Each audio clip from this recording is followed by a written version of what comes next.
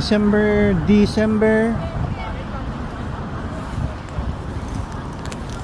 December 22, 2024. Dito tayo sa Sheraton, Hong Kong at saka Peninsula. Ito yung Hong Kong Cultural Center.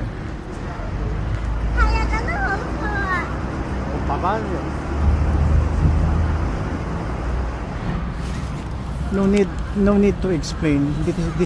Paalala ko lang sa mga naniniwala na may Panginoon, may God, yung nakatanggap ng mga message galing sa God, mga propeta, wag naman yun dagdagan ng mga jihad, mga terrorism. Dito mga tao sa Hong Kong walang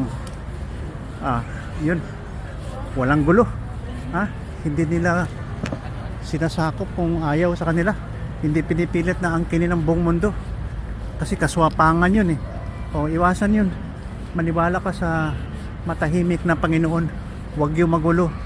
Na-scam kayo 1,400 years ago, or ang mali dun mga scholars na gumawa ng kanilang paniwala na sila na ang tama. Na-scam kayo ng propetang piki. Yun lang, magulo kasi mundo nakita mo sa mga lugar walang gulo. Itong religion na to, gawa-gawa lang ng mga scholars yan para magkagulo ang buong mundo. Hindi forever yan, at saka demonyo yan, demonyo.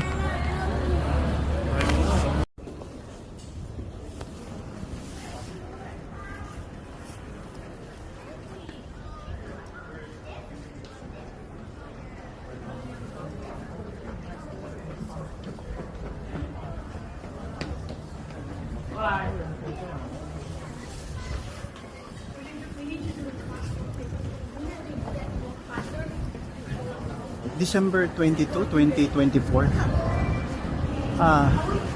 Ito na yung last leg ng araw na to na pinuntahan namin. Habang naghihintay for another round of travel doon sa bay, sa ferry boat. Gabi na ngayon, mga 6 o'clock. Yung nga, nagbablog ako dahil sayang din ang oras na hindi ko maabot yung aking mga reflection para sa atin lahat. Iba ang pagkatao ko. Ordinaryo lang, wala akong sinasabi. At ang lahat ng nangyayari sa buhay ko ay perks. Bonus ito sa jackpot, or jackpot ito sa bonus. Dahil naghirap din naman tayo mag-aral. Kahit mahirap lang kami, pinaaral kami ng aming magulang na farmer. Nandito si Papa Bot sa Hong Kong ngayon. So nandito ako sa Hong Kong Cultural Center.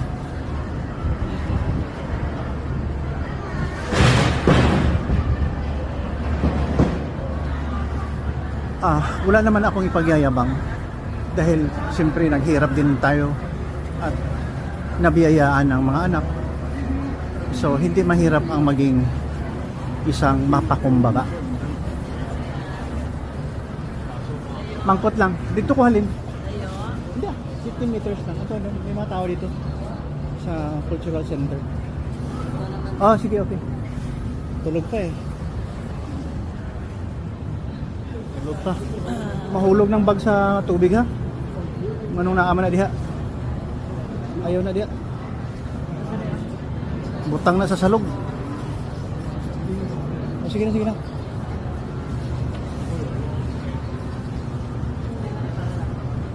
Yeah.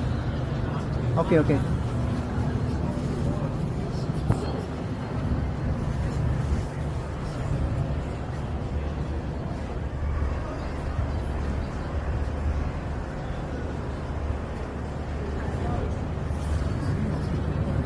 Maganda din ang lugar na ito Hindi naman ako nakapunta sa mga kung ano-anong lugar sa mundo.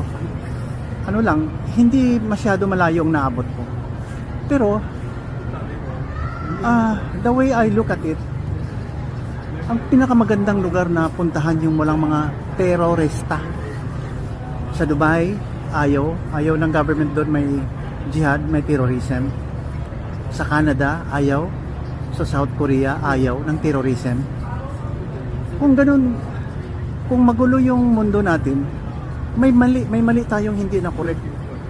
Lalo na pinanganak yung isang propeta galing Saudi Arabia.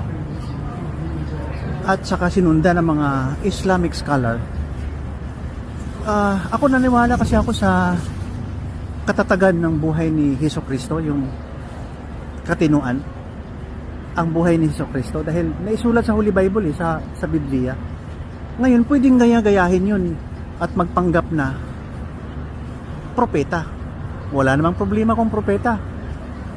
Huwag lang maging terorista na ipilit mo ang paniwala mo na may Panginoon ka at you are ready to destroy yourself and to destroy others just to proclaim that you have faith, that you have your own God.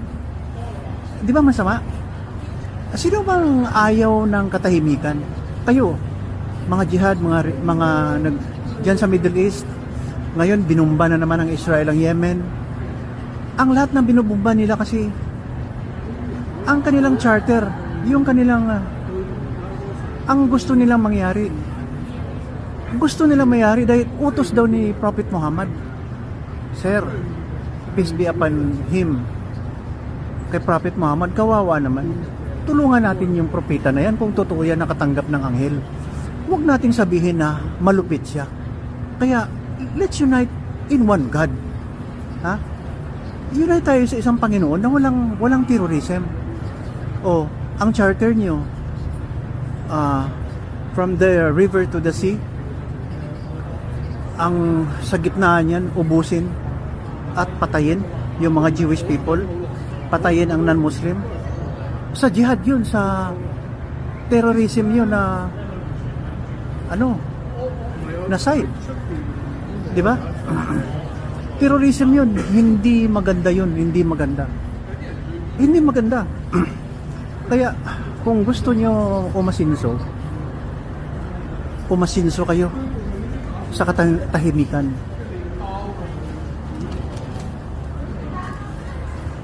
Huwag nyong ipairal ang mali. Huwag ipairal yung mali na paniwala. O, di ba? Kasi kung mali, ayaw kasi ng tao na masaktan eh. Kaya we have this instinct na to get away with pain. Pag may insult na masakit, ayaw natin. Patayin mo pa kaya ang isang lahi? Mismo aso, pusa, pag pinatay mo, magulo. Kaya, i-correct yung napaniwala ng mga jihad na sinulat kung sino yan, Uthman. Wala na yun, sir. 1,500 years ago pa yan. Mabuti nga si Jesus Christ, mayroon siyang disipulo na to write the account. Ang account ni Jesus Christ isinulat ng mga disipulo. Ang kay Prophet Muhammad, hindi ko alam kung totoo yung mga sinasabi dahil kawawa yung propeta na yan kung totoo siyang propeta na nakakatanggap siya ng message galing sa Panginoon. Di ba? Kung dagdagan mo ng terrorism, iba yun, demonyo yun. Kaya, ako nag-a-advise ako, pinag-aralan ko to eh. 50 years ago, nakatanggap ako ng message from God. Lalong-lalo na, 60 years ago, nakatanggap, 2 times ako nakatanggap eh. Ang discernment ko kasi parang, totoo ba ito? Is this for real? Am I telling the truth? Is it happening? Parang ang tanong, why me? Of all people, billions of people. Why me? Yan nga. Tinatago-tago ko lang yan. Hindi naman ako naguguluhan. I never had a problem about that. Kasi pwede akong tumahimik. Si Papa Bot pwedeng tumahimik. But everything na na-receive ko, mga discernment ko, baka nga totoo yung nagpapakita yung Panginoon sa akin. Kasi sabi ni Dayan Castillejo, noong December 18, paalis kami ng Jensen. Hindi, sa Manila, nagkita kami dahil galing sa Jensen, sa birthday ni Manny Pacquiao, noong December 17. So, kinabukasan, nagkasabay pala kami sa plane, Cebu Pacific. Nagkita kami sa Terminal 3 ng Manila Airport. Sabi niya, mag-ingat ka, baka demonyo. Kasi retired ako, ganyan. Anong hobby mo na ngayon? Anong ginagawa mo? Wala, nagbablog na lang ako. Wala naman ako, hindi na ako nagtatrabaho. Ayan, ganyan. Ganun. Sabi niya, sana all. Hindi naman ibig sabihin na walang trabaho. Of all na mga sakit ng aking back pain, neck pain, marami akong mga niraramdaman sa katawan, walang problema. Kayang-kaya pa. Ilang araw na kami dito sa Hong Kong? 18, 22 na ngayon, mga 5 days na kami. Tuloy-tuloy pa rin ang lakad araw-araw. Mayroon na akong mga blister sa paa dahil hindi ako sanay mag-medyas, yung foot socks, kaya masikip ang paa. Mayroong irritation sa between the toes. Well, anyway, balik tayo. Akala ko kasi nung na-receive ko, hindi ko yan kasi iniisip eh. I'm not concerned about it. Sinasabi ko lang, mahala na. Kasi we have to go to school, we have to work, we have to raise a family or something, help people. Okay lang. Ngayon kasi, retired na ako, iniisip ko, ang gulo pa rin, ang gulo. Sa lahat ng pinupuntahan ko na lugar na asinso, walang gulo, walang terrorism. Kasi ang mali dyan, pag parang i-insist mo mga paniwala mo na mali naman, instead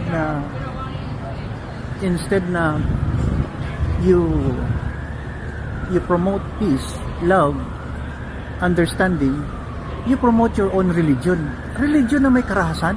Hindi pwede yan, sir, hindi pwede yan. Kaya na-discern ko ngayon,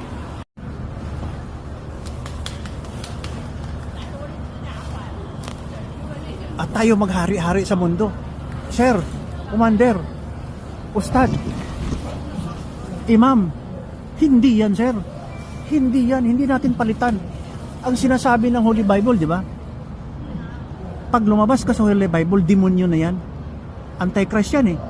O ngayon, pag gumawa kayo ng parang revelation sa, nagbabasa din tayo ng Holy Scripture nila eh.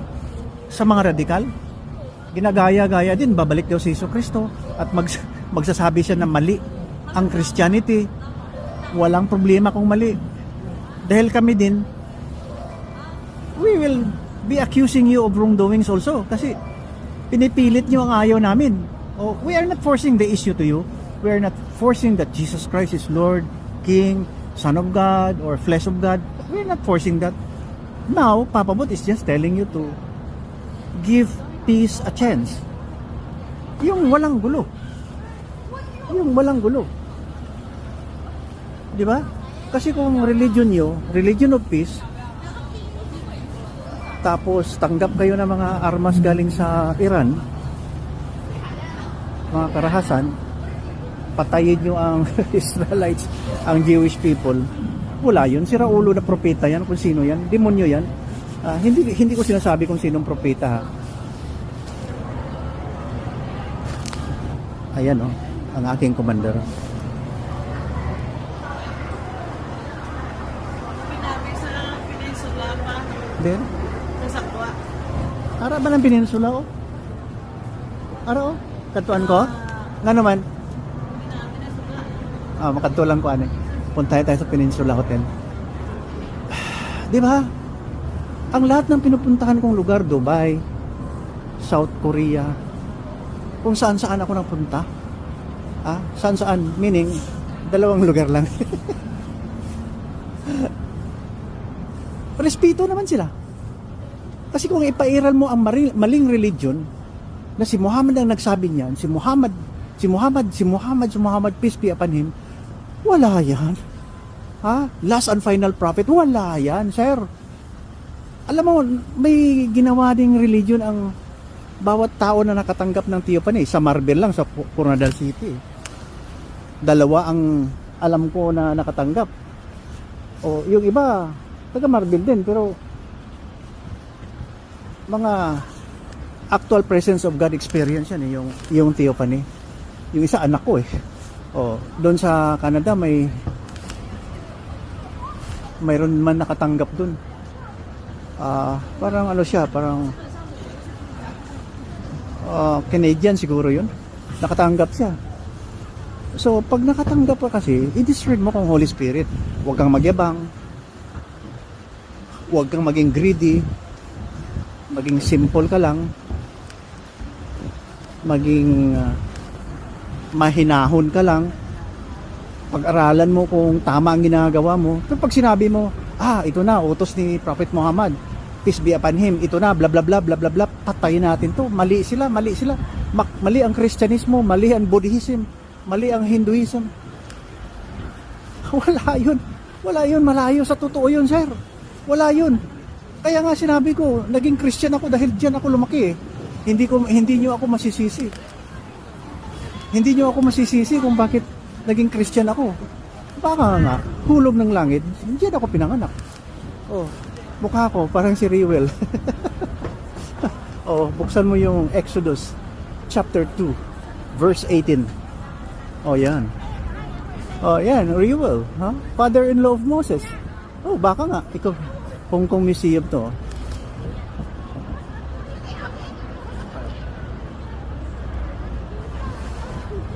Yan lang. Baka nga. Di ba? Walang may nangyayari sa atin. Walang may nasisiraan ng bait dito. Ang nasisiraan ng bait, yung pumapatay ng tao. Nagjijihad. Akalain mo, itong Iran na ito, access of evil ito, king of evil daw eh. Nagsusupply ng mga armas doon. Gumagawa ng tunnel. Sa ilalim ng lupa, gastos para lang makapunta at patayin ang mga Israelites o yung mga Jewish people. Sira ulo. Samantala, ang gastos nyo sa ilalim mas malaki pa sa subway ng New York. Di ba sira ulo? Just to kill a group of people, you will be spending money, billions of money, to satisfy yourself that maybe you won and alako akbar, patay ang mga Jewish people. Naku sir, hate yan, hate. Ang sama ng loob nyo dahil sa story ng Holy Bible. Pinanganak na si Jesus Christ, pinalitan nyo pa. I am the way, sabi ng Jesus Christ. Sa inyo naman, last and final prophet. Pareho lang naman yan eh. Abraham tayo lahat eh. Hindi ko naman masisisi kung looks like Abraham ako. Ito, Hong Kong Square to eh. Tandali Hindi ko alam kung anong lugar to eh. Parang nandito ako sa plaza eh. Di ba sir? Imam? Ustad? Pare? Kumpare? Huwag tayong maglukuhan. Na-scam na nga kayo. I-scam nyo pa kami. yan eh. hindi mga ganda ang mga ginagawa nyo eh. Kaya dito nakikita ko maraming Muslims dito eh. I don't know where they come from. Dito lahat ng mga tao. Nagkakagulo nga, tingnan mo.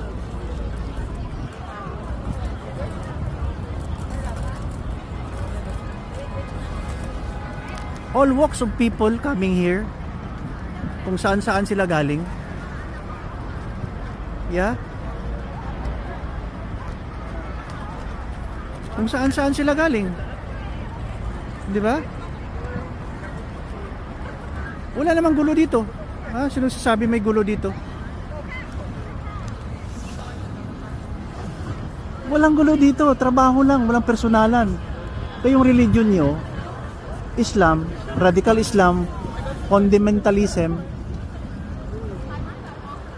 you're the breeding ground of destruction. Yung mentality nyo is destruction. Di ba? Hindi kayo for everybody na complete with compassion, love, and care with fellow human beings. Di ba? Kahit saan ako magpunta, nakikita ko ang respeto.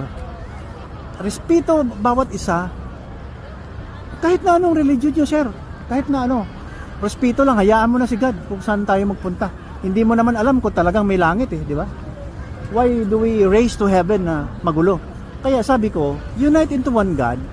Ako recommended ko talaga, balik sa Holy Bible, balik Kristo, balik Kristo. We go back to God. Oo. Huwag yung ibang nakakatakot na religion. Palain mo, yung preacher nyo, yung president ng Iran, sabi niya, God willing, mamamatay lahat ng Diyos, tayo maghahari. Alakubar, ganun. Tayo ang maghahari sa buong mundo. Ubusin natin sila. Tapos yung mga pera ng Iran, pumupunta doon sa Houthi, pumupunta sa Hamas, sa Hezbollah. Puro karahasan yun dahil ipon-ipunin mo yung mga armas, kung ano-anong mga bomba yan, mga missiles, para ubusin mo ang Jewish people at non-Muslim. Kahibangan yun, sir. Kayabangan yun. Hindi yun maganda. Wala yun sa totoo.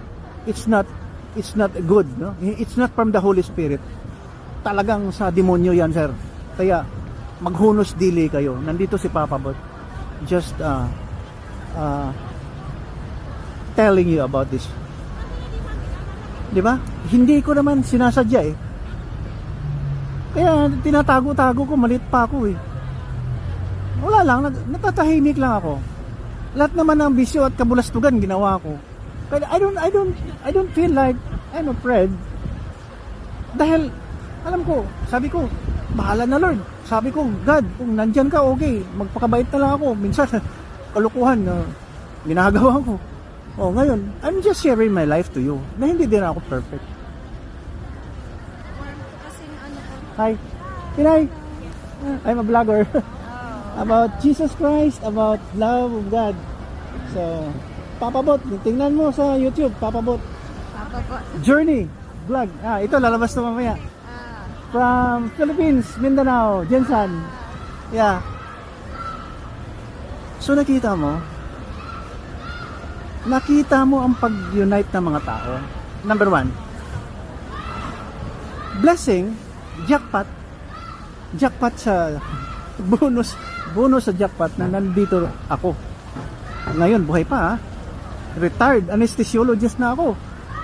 Naghihirap din ako eh. 30 years. Halos nasa ako, parang heightened alert palagi. Gumagamot ng inooperahan. Ginigising ko, binubuhay ko yung mga inooperahan. Ang hirap ng trabaho ko, sir. Ngayon, nung natapos din yung mga anak ko, mahina na ako dahil may mga injuries din ako eh. Hindi basta-basta din yung nangyari sa katawan ko eh. I'm devastated by diseases. Kaya lang nakapagsalita pa ako, nakapaglakad dito eh. Punong-puno ng baggage oh. Yan. Oh, nasa may nylon yung aking baywang. Nylon ha. Na 0.70 mm nylon. Doon ang mga bags ko lahat dahil kung ilagay ko sa shoulder, talagang magsakit yung aking lumbar, yung aking baywang. So ang baggage nandito sa aking baywang para ang tuhod ang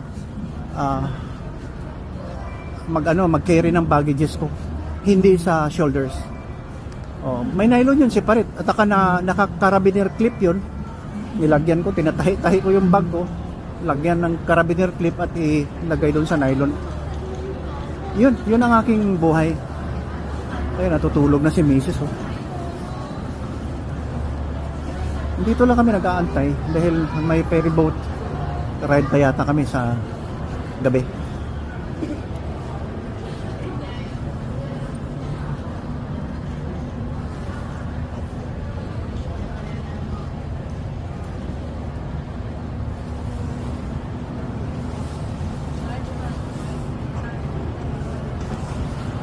natutulog. Sana nagkaintindihan tayo. Kaya nga itong sadya ko bakit sumasama na lang ako eh.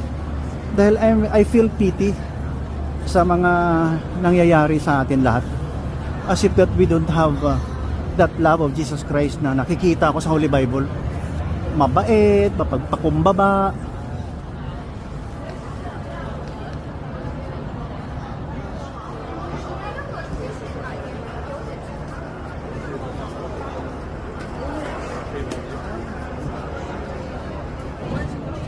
Wala namang problema si Jesus Christ, di ba?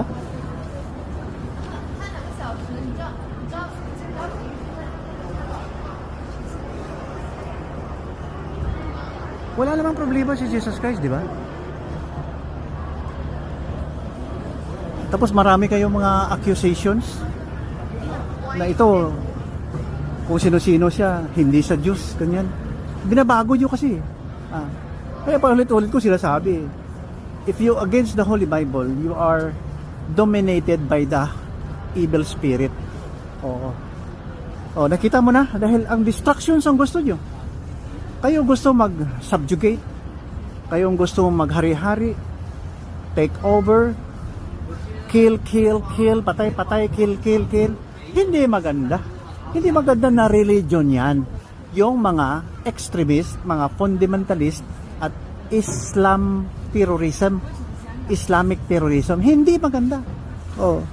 Mabuti na lang yung mga moderate. Kung sa bagay, 99.9 na mga Muslims mabait. Kunti lang buang. Pasensya na kayo ha. Dahil radikal ako eh. Hindi ako pwede na huminahon. Kaya ayaw ko ng hipokrito. Ayaw ko ng hipokrito na tao na kunwari mabait pero demonyo sa loob. Ayaw ko. Ayaw ko rin ang maging mayabang. Ayaw ko rin ang maging swapang, ganid, yung greedy. Ayaw ko. Sa totoo lang, masama ang loob ko pag ganun ka. Because for me, I'm a very lowly person. Mapagkumbabala ako eh. Wala akong ibang ambisyon sa buhay eh. Magpakabait lang. Magtrabaho ng tama.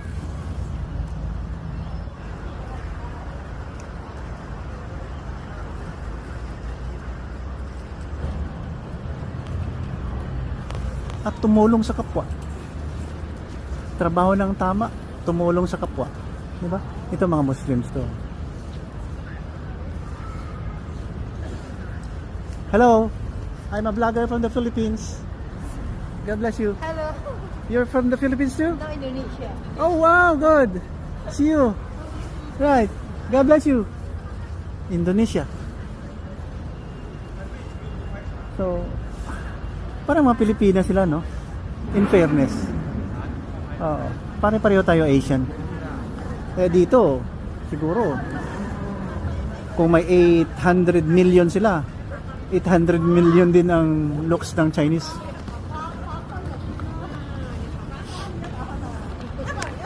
Chinese looking, iba naman yung Asian, Indonesian, Cambodian, pareho-pareho yan. Punta ka ng Vietnam, pare-pareho din. Hindi. Ang pareho sa atin mga Pilipino, ano lang, Indonesian, Malaysian, ganyan. Oo. Ang iba crustacean, hindi, joke lang. Hi. From the Philippines, vlogger. Yeah. So, let's wrap up our conversation. December 22, 2024. Hindi ko alam tong square na to, pero nandito museum eh.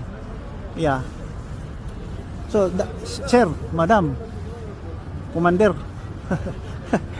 Nasrallah. Sino pa yung mga sikat dyan? Patay na yung iba eh. Sabihin pa, namatay daw sila. Ang daming virgin doon. Makatikim ka ng virgin? May virgin ba ngayon? Nakakainis kayo eh. May virgin ba ngayon? Mayroon. Pero pag ginagawa nyo yan, kung konti na lang naiiwan, kawawa yung isang virgin. Diba? Paano yan? Ang nauna lang yan. I mean, mali na paniwala yon. Yung mga perks nyo sa Islamic heaven, virgin, 72 virgins, sa'yo lahat yan. Makamundo yan. Makamundo yan. Ha? Ugali niyan, butakal yan kung sa Bisaya. Butakal yan, bur kung sa English. Traveling bur. Ha? Wala yan. Makamundo yan. Huwag ka maniwala dyan. Niluloko kayo ng mga writers. Mabuti pa ito kung sinasabi ko, 99.9% ng mga Muslims, ang bait. My hats off to you. All of you. Hindi biro ang maging mabait. Pero pag talagang tunay ka na mabait, mabait ka talaga. O, di ba? O, iwasan na lang maging terorista. Tama na. Okay, God bless us all. Pagod na ako kakasasalita. Nandiyan na sila eh. Comfort room na lang kulang bago mag-travel. Nandito na sila. Puntahan natin. Aywan ko, may binili yatang pagkain. Salamat sa panonood. Ingat.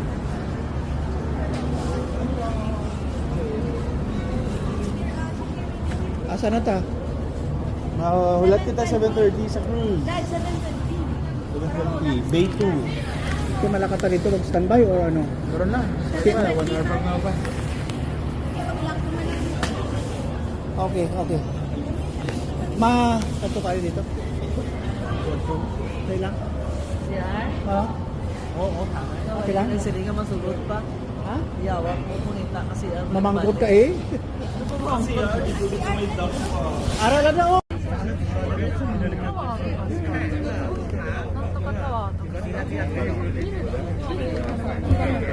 Dollars na yun. Pinipera namin yun. Pinablock ko na ito.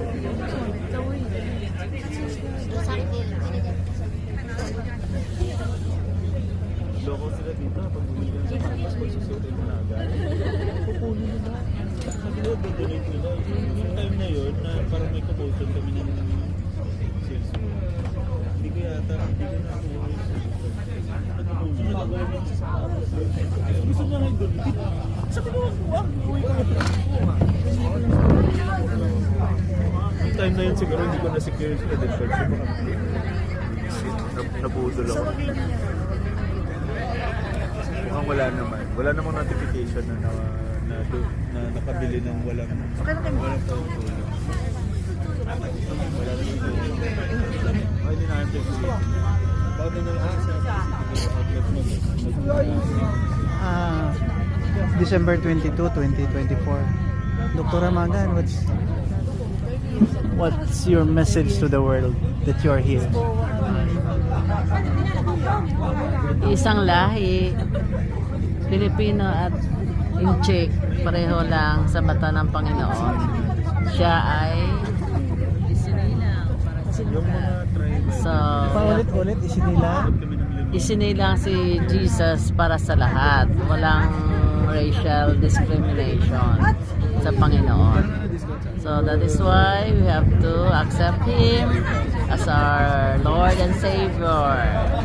It's the greatest gift given by God to all mankind. Accept Jesus. He is the reason for this season. Jesus. Yan na. Ang galing pala mag-vlog to. Asawa ko. Ito. Oh, ang galing pala nito eh. Hindi matawaran, ang galing. Yeah, Jesus Christ is the reason for this season. Praise the Lord.